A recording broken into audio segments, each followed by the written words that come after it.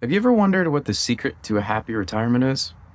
Let me tell you a story about a client who can illustrate that better than I can. Hey everyone, I'm Andrew.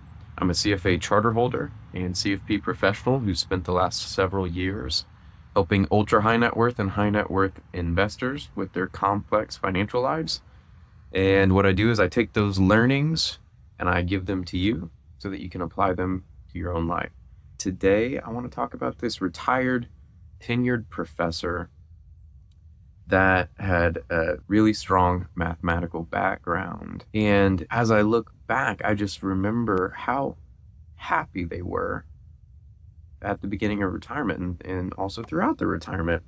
And so I thought and considered, well, what made them this way? And so I just wanted to share this story with you. And there are a couple points that I think are all integrated together important. So make sure to watch to the end and also leave me a comment. Let me know what you think one of the keys to success and happiness in retirement is.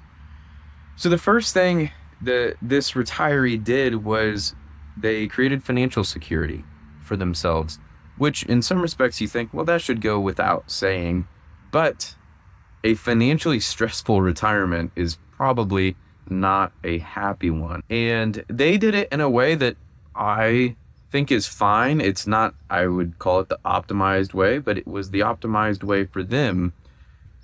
They called it the three-legged stool of pension. So they had a pension, Social Security for them and their spouse, and then also dividend investments. And so between the three of those, they had all of the income they would need, and then even a little bit of excess to protect in case dividends went down in the future, right, with a market downturn. In addition to that, they didn't have us manage all the money from day one. They brought us in simply because their spouse, this professor's spouse, was not interested in the finances, but they wanted a relationship with a financial advisor in case something stupid happened to them. That way you're not starting from ground zero. And eventually that relationship got to the point where they go, you know what, I'll just turn over all the reins. But it was a stair-stepped approach. So they created financial security.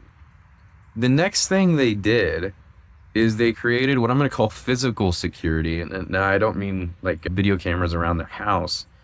I mean, they walked, them and their spouse, every day, 2 to 4 miles. Every single day, they'd get up, they'd walk, they'd go do some strength training at the Y.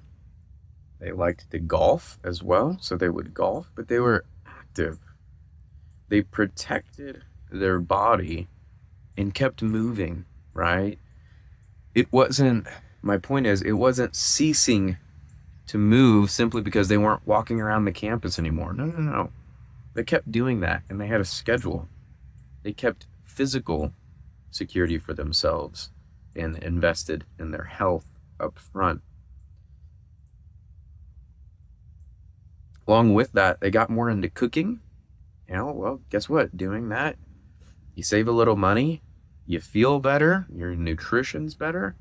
They work in tandem to create this physical security. Next, they created social security for themselves. And no, I'm not talking about their social security benefit. And maybe there's a better way for me to illustrate the point, but I think you get what I'm laying down here.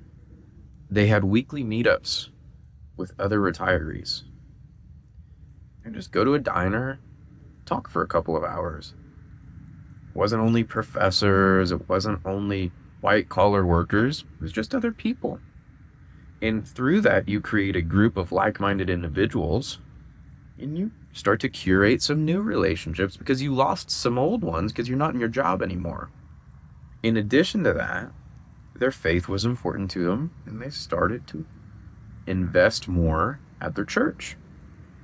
And through both of those, they created a social structure of outside people that weren't just in their family, although they were close to their family, people outside of their family that they had relationships with and could rely on, and gave them a reason to get out of the house in meaning, right? Finally, they created, or kept, I should say, mental security. They knew as a lifelong learner, I have to keep my mind sharp. And so, again, strong mathematical background, they kept researching in their field. They weren't doing papers anymore, but they kept researching. They kept managing some of their investments simply because they enjoyed it. It's one thing that, yes, it was their work, but it was also something they enjoyed. So they kept doing it throughout retirement.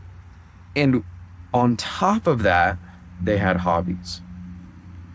And so when you take this person and their spouse and you bring it all together, they had financial security, they had their health, they had a good social structure, they had good mental security, or an always learning mindset, all of those on top of their hobbies.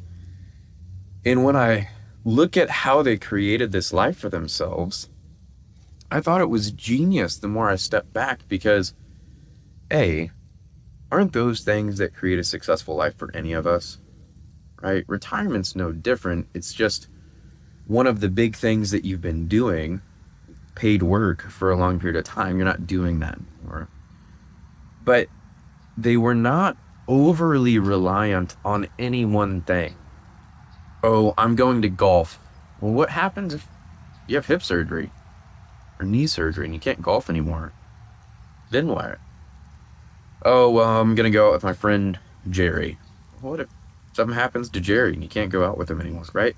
They had 5, 6, 7, 8 different things that were all bringing them meaning and fulfillment in their life.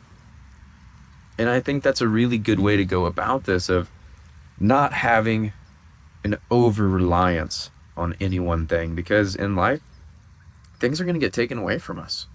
It's just part of it, right? Only constant in life is change.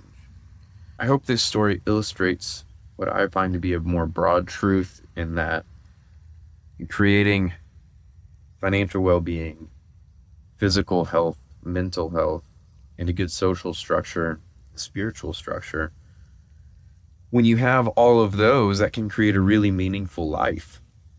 And for this retiree, that's exactly what they did. And they're one of the happiest retirees I've ever seen.